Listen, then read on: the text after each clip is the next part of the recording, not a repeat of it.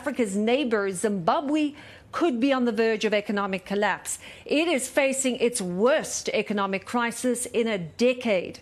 There are long lines for gas. Residents wait for hours to fill their cars. Prices for basic goods have risen dramatically, and citizens were astounded to learn that despite this, the finance minister claims the country is a middle-income economy that will see growth. Certainly looks as if he is in denial. After ousting President Robert Mugabe nearly a year ago, that's following 3 decades of repressive rule, and then the mostly peaceful election of current President Emmerson Mnangagwa, many hoped that Zimbabwe would see a return to prosperity, but instead it appears to be imploding. The latest crisis has been induced by foreign currency shortages because Zimbabwe relies heavily on the US dollar and also ballooning debt. And it's feared it could plunge the country into a similar crisis it experienced 10 years ago when hyperinflation reached 500 billion%.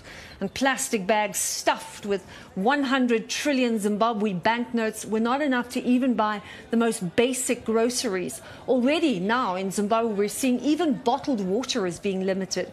Many businesses have been forced to shut down. For example, fast food chain KFC has closed its doors, saying it can't get supplies of chickens that they need to stock their restaurant.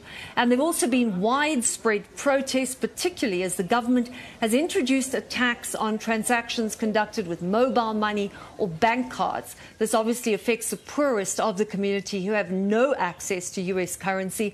And now there is concern that this unrest could become even more widespread.